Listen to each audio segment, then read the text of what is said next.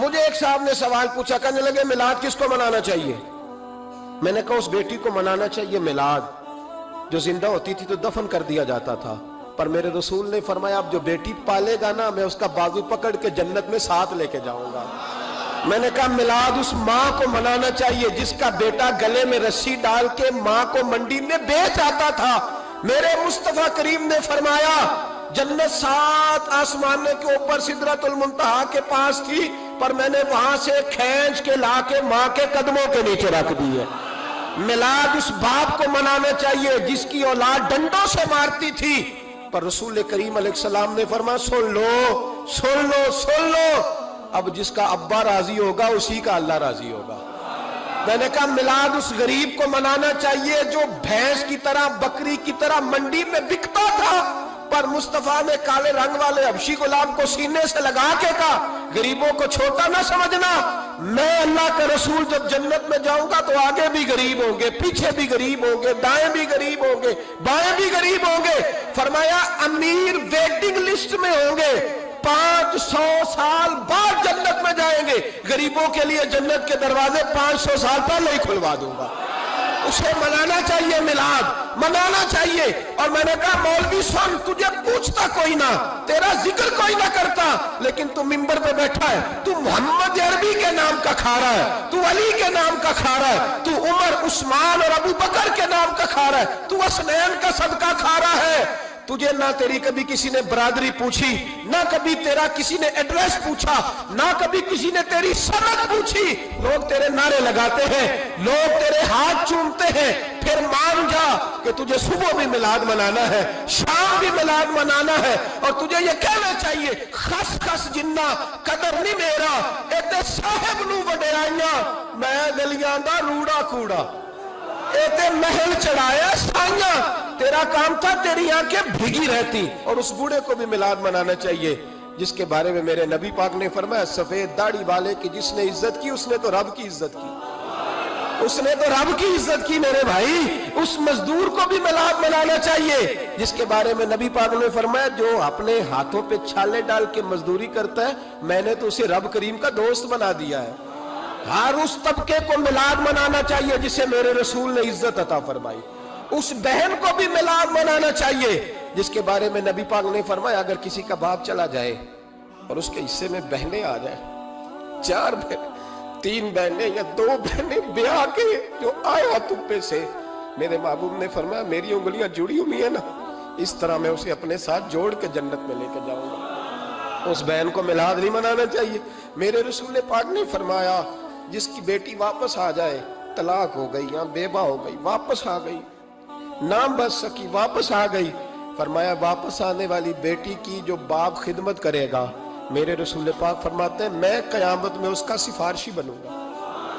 تو اس بیوہ کو اور طلاق یافتہ کو میلاد نہیں منانا چاہیے، وہ اس رسول کا ذکر نہیں کرے گی جس نے اتنا درجہ دے دیا، اتنا نواز دیا، اور تجھے تو صبح و شام میلاد کرنا چاہیے تھا، تجھے تو صبح و شام درود کرنا چاہیے تھا، سلام کے گجرے بھیجنے چاہیے، یا رسول اللہ کہتے تیری زبان جو ہے وہ ہر وقت تر رہنی چاہیے تھی، تو بحث کر رہا ہے، تو اس پہ دلیلیں دے رہا ہے، تو اس پر باتیں کر رہا ہے۔ حضرت عمر سے پوچھنا، حضرت عمر سے، جناب اسامہ بن زید رضی اللہ تعالیٰ عنہ حضور کے غلام تھے، نبی پاک ان سے بڑا پیار کرتے تھے۔ ایک جنگ میں پیسے آئے تو حضرت عمر فاروق رضی اللہ تعالیٰ عنہ نے 25,000 دیا اپنے بیٹے کو، اور اسامہ بن زید کو 50,000 دینار دیے۔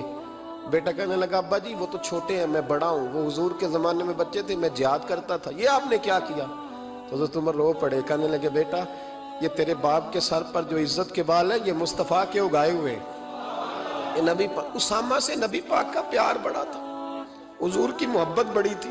بیٹا اس کے ناک سے ریٹ نکلتی تھی تو رسول پاک اپنے ہاتھوں سے صاف کر دیتے تھے، حضور اس کو گود میں بٹھاتے تھے، میں کیسے بھول جاؤں رسول پاک کے احسانات کیسے۔ حضرت عمر جا رہے تھے تو مکے کے رستے میں ایک تنا آیا، کھجور کا خشک تنا، حضرت عمر نے اس کو بازوؤں میں لے کے رونا شروع کر دیا۔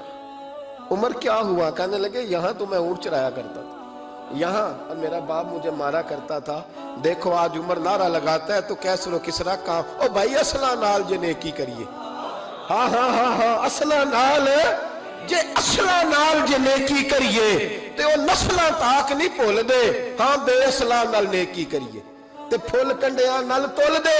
اور سن تیری دنیا بھی حضور کے صدقے بنی اور تیری قبر میں بھی کوئی ساتھ نہیں جائے گا, کوئی ساتھ نہیں جائے گا. قبر میں بھی مصطفیٰ کریم صلی اللہ ہو. اور دیکھنا قبر کے اندر بھی کبھی کوئی گیا ہے؟ قبر میں بھی رسول پاک, قبر میں بھی رسول پاک, قبر میں بھی رسول پاک. میرے استاد فرمایا کرتے تھے بتاؤ جس قبر میں نبی پاک آئیں گے وہاں عذاب کیا ہونا ہے؟ جب حضور ہی آ گئے تو عذاب کیا ہونا ہے؟ نبی پاک تو جدھر سے گزر جائیں رب وہ جگہ جنت بنا دیتا ہے. وہاں کیا عذاب ہونا ہے؟ وہاں تو دیدار ہونا ہے. تیری قبر میں بھی نبی پاک. اور حضور نے فرمایا میزان عمل پہ عمل تولیں گے تو پھر بھی میں تمہارے پاس ہوں گا. حضور علیہ السلام نے فرمایا پل صراط سے گزرو گے تو پھر بھی میں تمہارے پاس ہوں گا. اور میرے رسول پاک علیہ السلام نے فرمایا جب تم جنت میں جانے لگو گے تو پھر بھی میں تمہارے. تو بتا تیرے رسول تو ہر وقت تیرے ساتھ ہے, تو کب کب نبی پاک کے ساتھ ہوتا ہے؟ تو بتانا تو کب کب نبی پاک کے ساتھ؟ میں چھوٹے جلسے کا قائل ہوں, لمبی محفل میں گزارش کرتا ہوں دوستوں سے کہ لمبا جلسہ نہ کرو. لیکن ایک جگہ پہ میں گیا تو ایک بڑے پڑھے لکھے آدمی نے مجھے کہا مولانا ان کو سمجھائیں, آدھی رات تک بٹھائے رہتے ہیں, ان کو سمجھائیں. میں نے کہا میں سمجھاؤں گا پر آپ بھی ذرا اپنا لب و لہجہ تھوڑا دھیما کریں.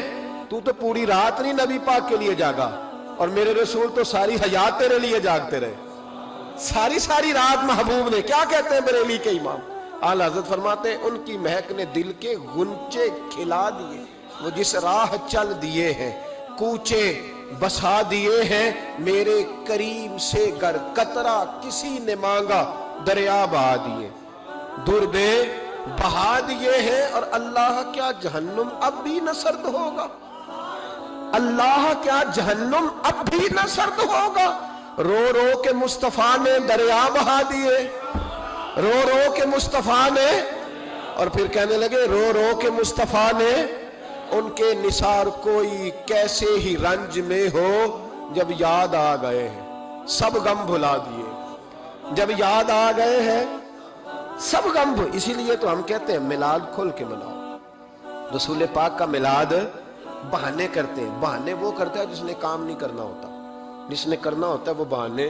اعلیٰ حضرت نے جو پروگرام دیا وہ بڑا لمبا چوڑا ہے, کب تک کا تجھے کیا بتائے. اعلیٰ حضرت فرما گئے حشر تک ڈالیں گے ہم, حشر تک ڈالیں گے ہم پیدائش مولا کی دھوم, اور مثل فارس نجد کے قلعے گراتے جائیں گے اور خاک ہو جائیں عدو جل کر, مگر ہم تو رضا دم میں جب تک دم ہے ذکر ان کا سناتے جائیں.